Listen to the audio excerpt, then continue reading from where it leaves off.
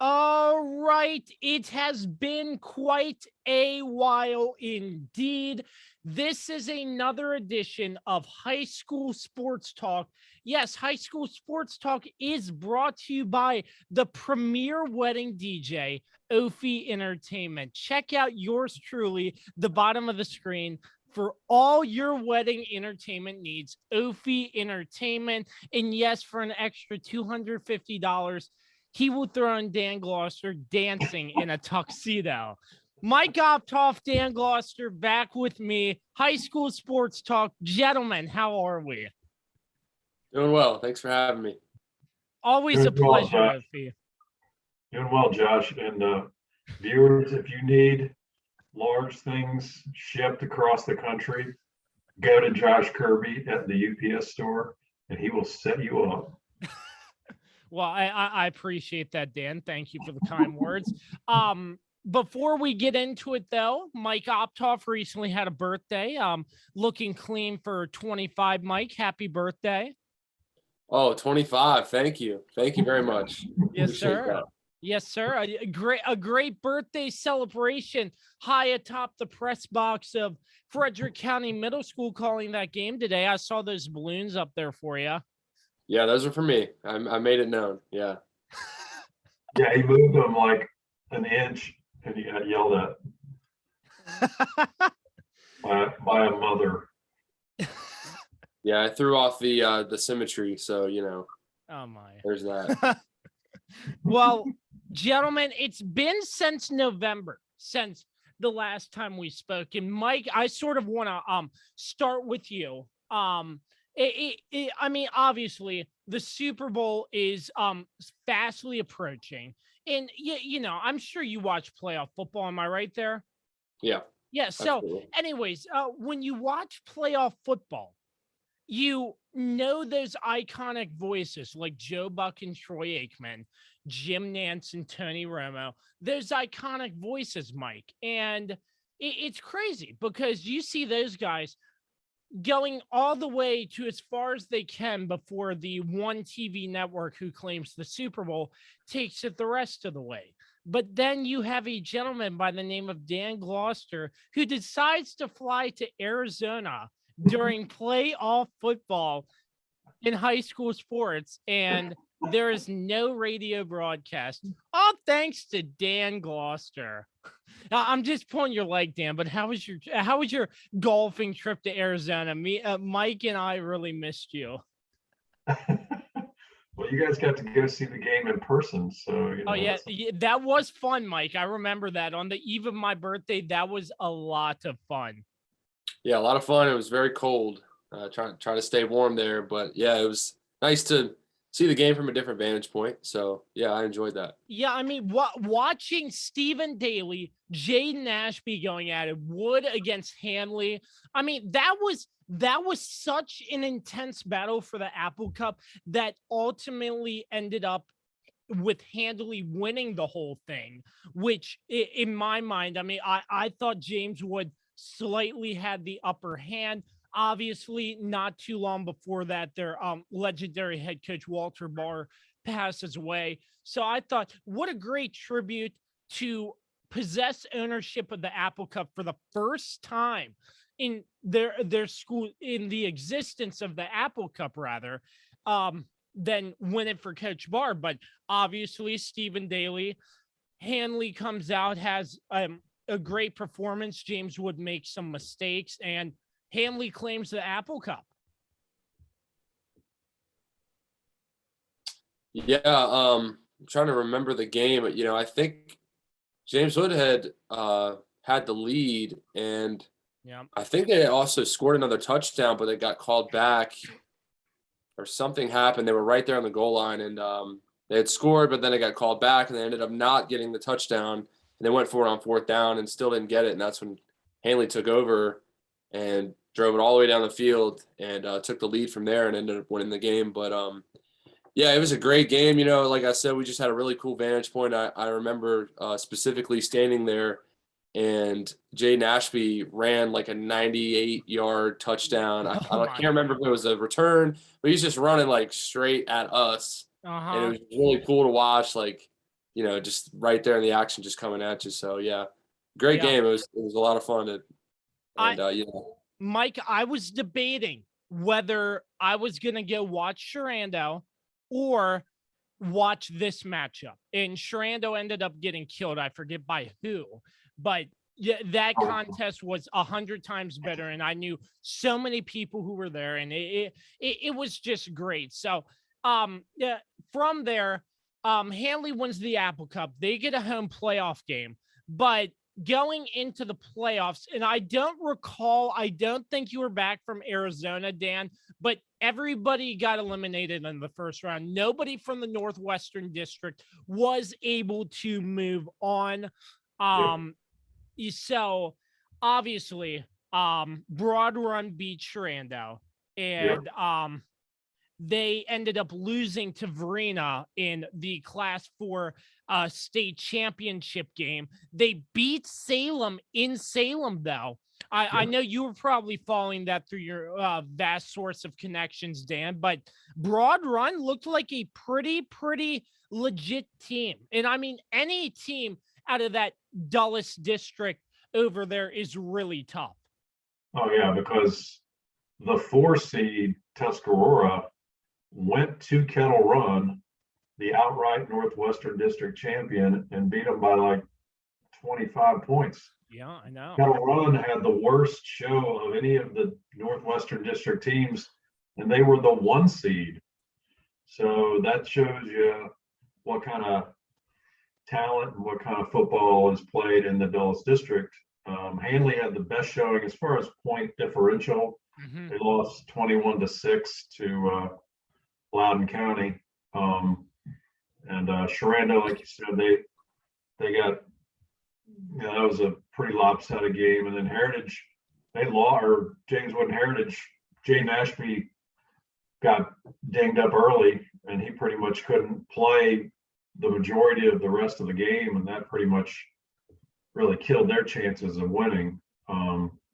But at the same time, I think it was a good, solid season for the area teams. Even Millbrook, they got a win. They weren't winless like Liberty was, and whoever can remember when Liberty didn't win a game, they used to be the class of the Northwestern District. So I think overall it was a really good season for the Northwestern District.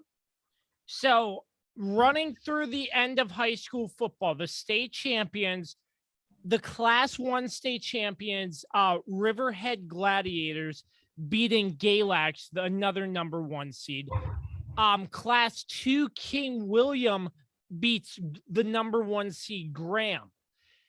Phoebus for Class 3 beats Liberty Christian. Obviously, Verena beats number 1 seed Broad Run. Stonebridge beats Maury, and Oscar Smith beats James Madison. And Class 5, coming out of Class 5, this was a while ago, but Stonebridge with a walk-off Hail Mary to beat Maury in that state championship game. I saw replays. I shared it with you two. And I mean, what a way to end a state championship game right there. Yeah, pretty unbelievable. That made like SportsCenter's top 10, maybe. Which is incredible. Might have been the top play of the day.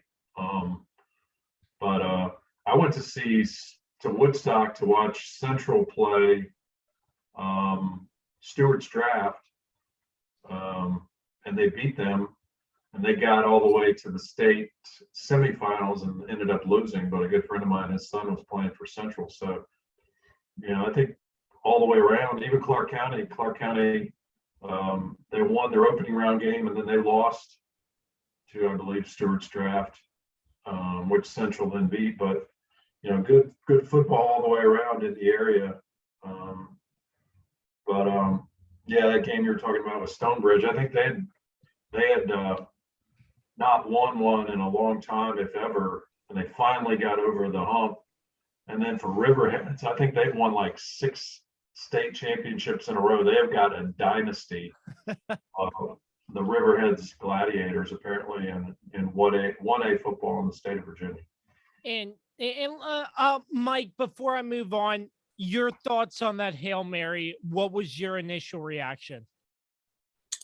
Well, it's just it's crazy. It kind of things happen in state championships. You gotta just expect anything because it's gets pretty dicey once you get to the last game there. The guys want to win. So yeah, it's incredible. It's really cool to see that make Sports Center, and yeah, I was impressed.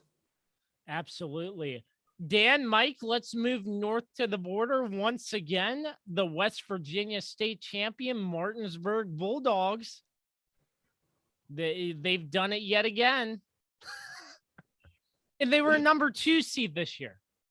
Yeah, they routed whoever they played in this championship game. I don't know if that was the 1 seed or not, but whoever they played, they just destroyed them. It wasn't even a game. I think the kid from Martinsburg, I can't remember his name, but he scored like 8 touchdowns. Yeah, their wide receiver. Yeah, that was their wide receiver. His name's escaping me, but Huntington. Yeah, there was a couple of brothers, and he was one of them. He just unbelievable game. Yeah, they faced off against Huntington. Huntington was the number 1 seed, if memory serves correct, and 8 touchdowns. It was ridiculous in a state championship game, and that far of a margin. Like Martinsburg scored up in the 60s. I mean, they didn't beat up on Sharanda that bad. I mean, so that, and their coach had left. I guess that was the second year that Dave Walker had been gone, and the new coach. I guess that's officially his first state title, but apparently, they've got, to say the least, they've got a dynasty there in Martinsburg. Yeah, crazy to see there, Mike. Do you ever think we'll see anybody else unseat Martinsburg from their throne? Well, it's bound to happen. I mean, you get cycles of talent that kind of roll through these schools, and we talked about that during the season. Just how some of the teams used to be just powerhouses, and making state finals runs every year, and now they're just hardly winning games. So it's hard to say. I will say this though: you go to Martinsburg, like we had a chance to watch them a few times this year. And you look at them and, you don't see anybody really that stands out to you.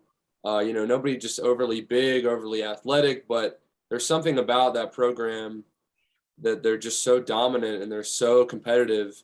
And, you see these guys out here playing and they're just laying the wood, and they're so fast, and they're creative with the ball when they're moving. So, there's something built in, I guess, to that football culture there. And you go there and you can kind of understand it, you kind of feel it. So that could be what it is, and it just kind of drives those guys that are coming up to meet that level of standard of type of football playing to get them to the state finals every year. And if they can just keep that up, then it's hard to say if they'll ever see a year where they're not in the state tournament. So yeah, I agree with that for sure. So high school football is officially ended. No more Friday night lights, excuse me.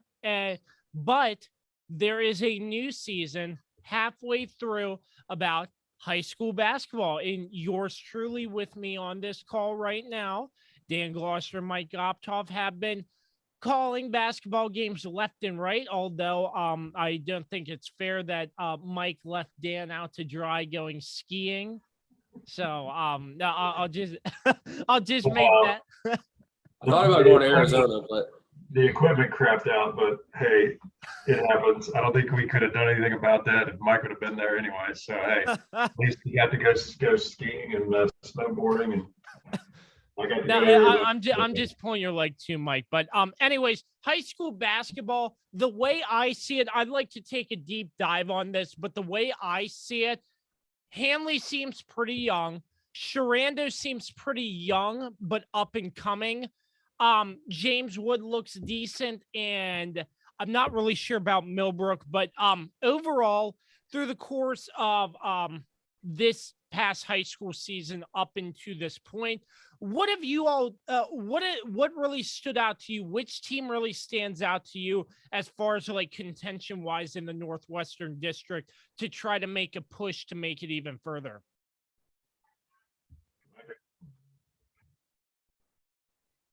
Well, I think, I don't, correct me if I'm wrong, Dan, but I think pretty much every team is evenly matched. I mean, as far as talent goes, and even when we watch them play each other, no one's blowing each other out. It's pretty evenly matched, with the exception of James Wood just kind of struggling to finish the game. And, they start well or they start slow. It's just more of a consistency thing. But, Sharando, Millbrook, and Hanley, they've all shown that they can play really good basketball, and, they're very competitive. So I see any of those teams beating each other at any moment. And yeah, like you said, a lot of young players. I mean, I think Sharando only has 4 seniors on the team. So with the run that they've had, the success they've had, they're on a 9-game win streak. That's really promising for next year. We don't want to talk about next year yet, but we still got playoffs this next week and the week after. So yeah, all the teams look really good. We saw some good basketball today between James Wood and Hanley too for most of the game. So, if James Wood could just be consistent throughout their gameplay, they're also another team that could just beat any of them. They always give them a hard time. So all the teams, it's going to be a good district playoff. I'm excited for it. Hanley and Sharando are kind of playing the best right now. Yeah. Hanley just went to Millbrook. I guess it would have been last night, and beat him by 14. Coach Harrell said that was a little deceiving. They kind of started fouling, and Hanley made free throws, and then got a few breakaway layups, and so it was a pretty tight game. And then Sharando, the win streak, they haven't lost since January 4th, so they're on quite a streak. And then they get to go to Millbrook Monday night and play the Pioneers. So you got the Pioneers coming off their first loss in a long time. What's their mindset going to be? Even though they're home, might they be feeling a little pressure? And then, Sharando, the way they've been playing, and this will be the first time they've played each other this year because of all the postponements. So I think that'd be a fantastic game. And the winner of that game gets the top seed in the Northwestern District, and they get a bye in the first round. And they're only going to play once. They're not going to play the other half of that doubleheader, the girls boys doubleheader at Sharando. So the game Monday night, for the boys side, that'll decide the first seed. So it'll be interesting to see who comes out on top in that game, considering how much confidence Sharando's got, and Millbrook playing at home. Probably going to be senior night, going to be a lot of emotion there. So I look forward to seeing how that game plays out. So I guess a lot of postponements due to COVID. I didn't really realize they postponed a lot of games this season. Well, not necessarily COVID, but the weather. I think the weather more than COVID, honestly. And because of the uncertainty in whether everybody would be able to play everybody the equal amount of times, they just said, we're not worrying about the regular season. We're not going to have a regular season champ who normally would get that automatic region 4C berth. We're just going to the tournament, and the top 2 teams that play for the Northwestern District Tournament Championship qualify for the region 4C playoffs. I see. So, yeah, it seems pretty competitive. Yeah, take me through the girls' side. Is that about the same? You're calling girls, correct? We've called a few girls games. Yeah. I was just making sure there. So, take me through the girls' side. Sharando. I know James Wood has a very good head coach there in Sanford Silver. Eric Green still at Millbrook. James Wood and Sharando. Take me through those.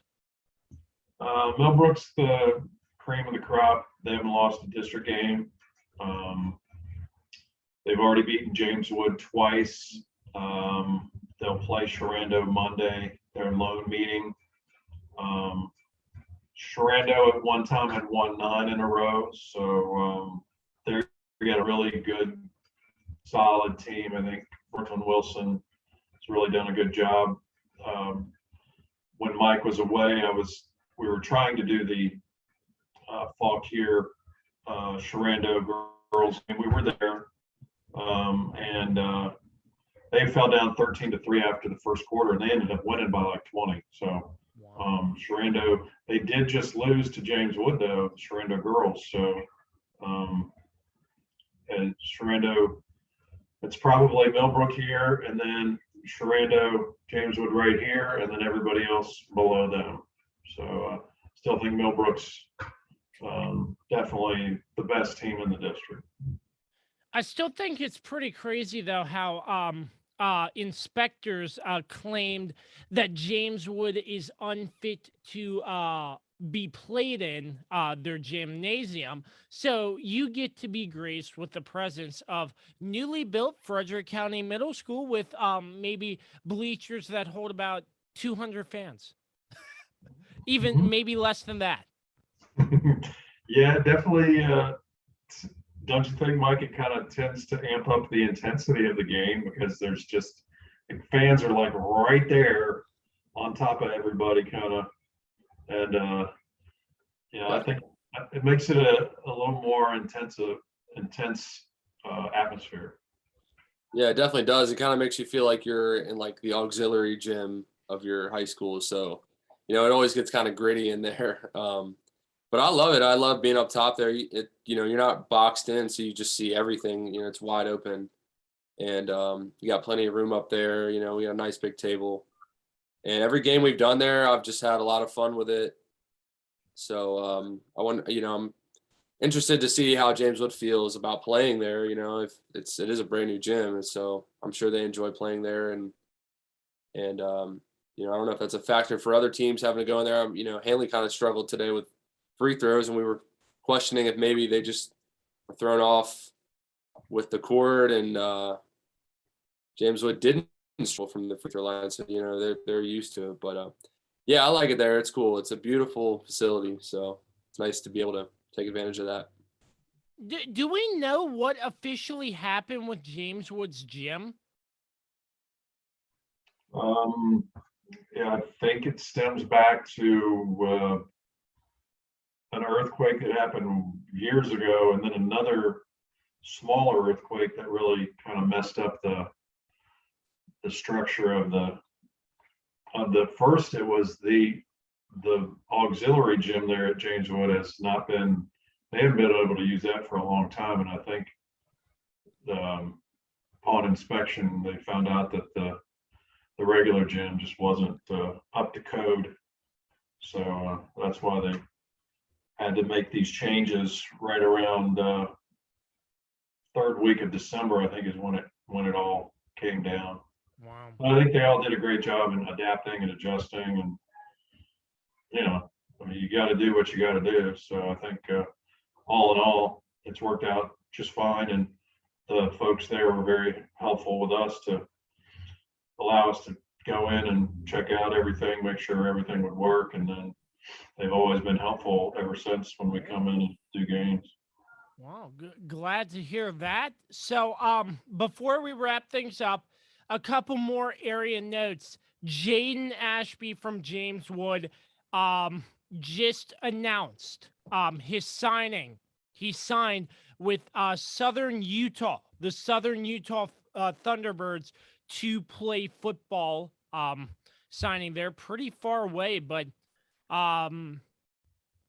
good for him. I mean, he's done one heck of a great job for James Wood, and I wish him nothing but the best going to Southern Utah. It's a far hike out there, but playing football, maybe you can make it far. It's in the Big Sky Conference, FCS school. So, yeah, I mean, I remember watching him play freshman basketball, and you could tell worked out, got in the weight room, and he made something of him. Because I don't know how many schools seriously were maybe looking at him, coming into his junior year, and even his senior year. But hey, what I heard, Josh, is that the Frostburg State coach was hired by Southern Utah, and he knew of Jaden from when he had seen him, and he made a point to get in touch and recruit him. And he turned around Frostburg State apparently, and now he's out there trying to turn around the Southern Utah program. So I think it's a great opportunity for Jaden Ashby. From what I understand from somebody I know in Clark County, his dad was a really good athlete at Clark County High School, and he's a really good kid.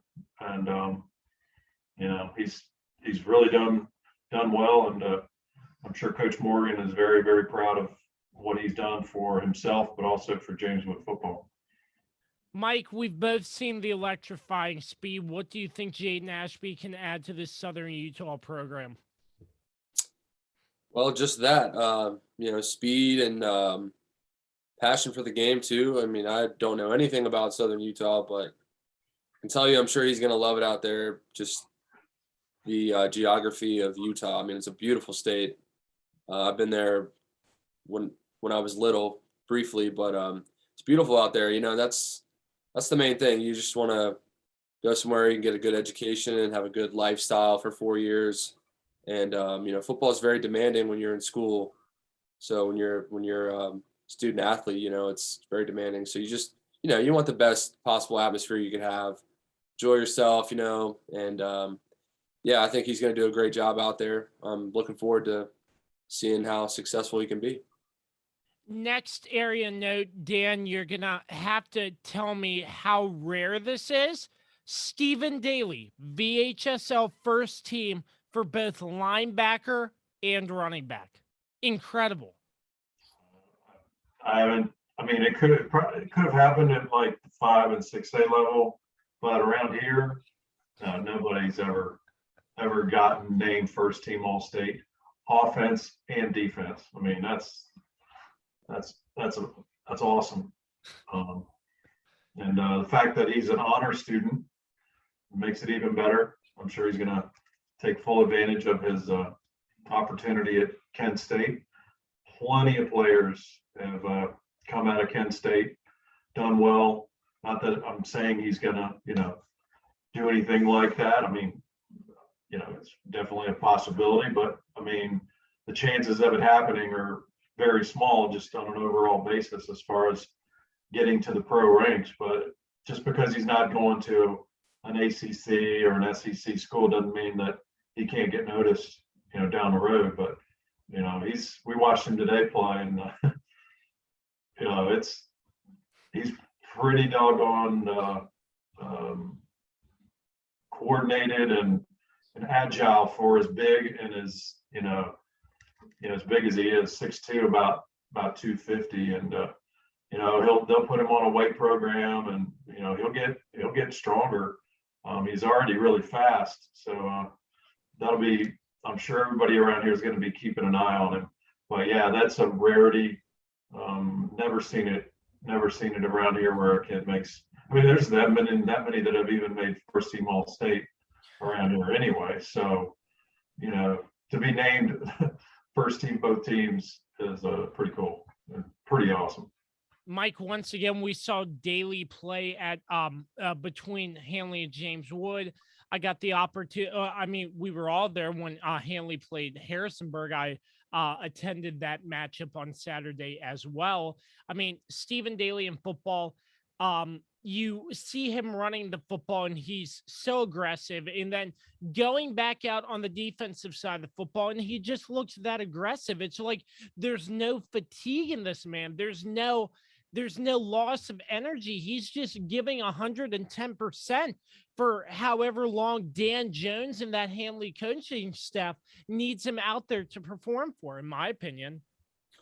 Yeah, I agree with you. And that's kind of exactly what you should do when you get an athlete like that. I would say you get talent like that, once a decade, maybe, just, and he's got it. So you rely on him as much as you can. He's a playmaker. You give him the ball, good things are going to happen. So, and the defensive side too, he's always in the backfield, and yeah, when kid's got talent, you got to use it. So it's been really awesome to watch him play, and looking forward to seeing his future.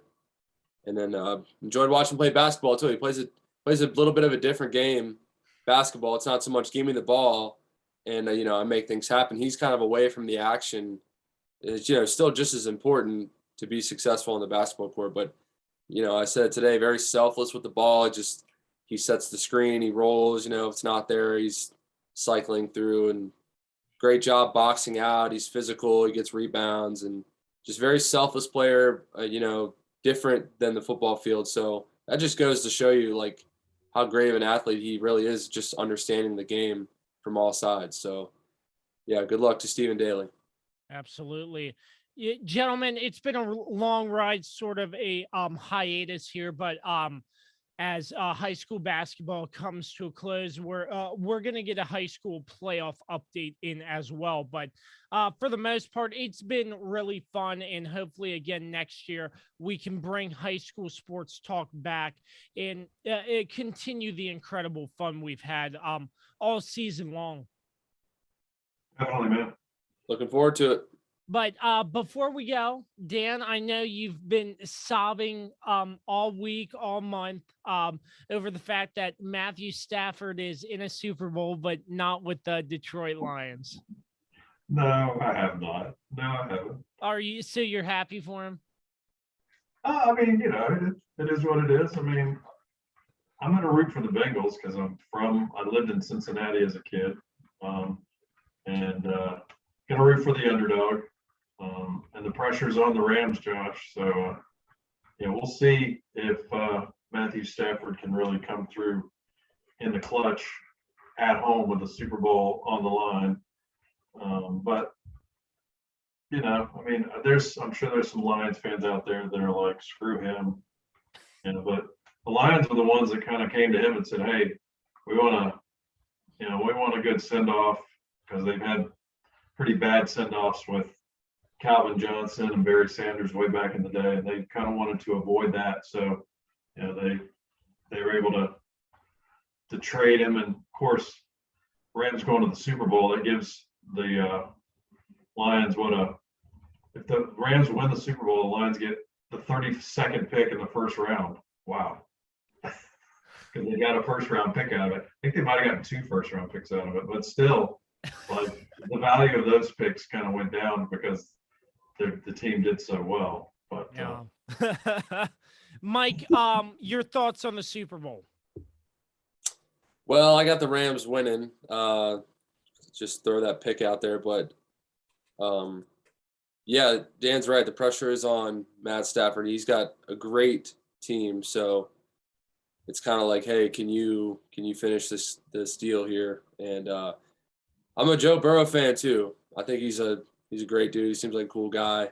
I've enjoyed watching his personality in the NFL, and just to see him be so successful from college to now. And you usually don't, it's I wouldn't say rare, but you don't see quarterbacks come into the league right away and just be really successful. And recently we have, more so than in the past.